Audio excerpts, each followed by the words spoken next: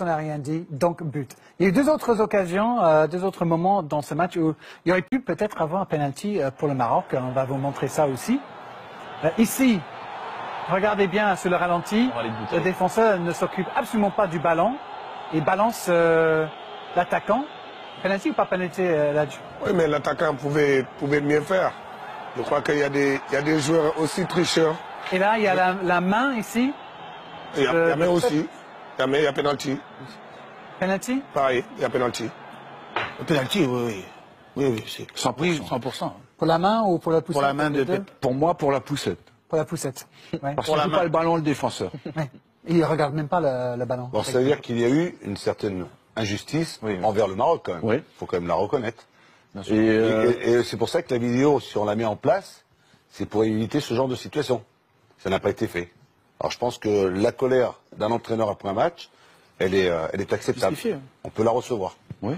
Oui, mais s'il avait gagné le premier match aujourd'hui, il ne serait pas là. Parce que le match qu'il fallait gagner pour se donner aujourd'hui une autre chance, c'était le match contre l'Iran.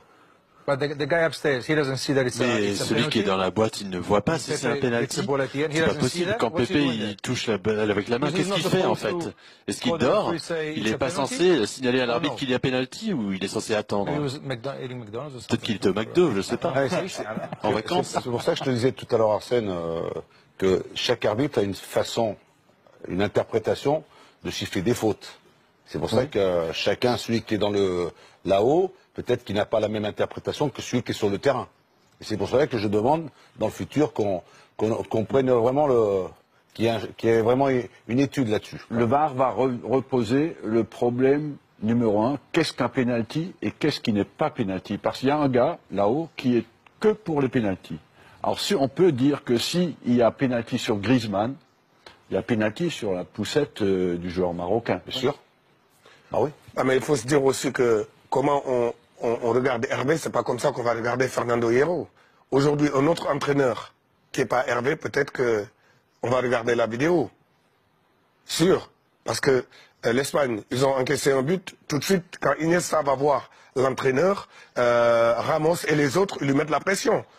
L'entraîneur va voir l'arbitre et lui mettre la pression. Si c'est le Sénégal ou le Maroc ou l'Algérie, c'est différent. C'est différent. Il faut le dire aussi. Vous croyez, oui, il y a une attitude différente envers certains pays. L'arbitre vidéo, après le penalty, la situation où il aurait dû y avoir un penalty pour une faute de Pépé, il n'aurait pas pu dire à l'arbitre qu'il y avait faute, sinon pourquoi? Oui, ce que dit Christian est important. C'est pas l'entraîneur qui peut demander qu'on regarde le VAR. C'est le gars en haut qui peut dire à l'arbitre, va voir, va voir, va voir. Oui. Mais pardon, mais il peut aussi penser qu'il n'y a rien ici, non? Il y a vraiment pénalty flagrant sur Bouteille? Ouais, c'est faute quand même. Il y a un duel quand même. Il est plus dans le dos. Si Arsène dit qu'il y a penalty, il y a penalty. Ok, merci. Il y a eu beaucoup d'occasions, en tout cas pour cette équipe de Maroc. On va vous en montrer quelques-unes.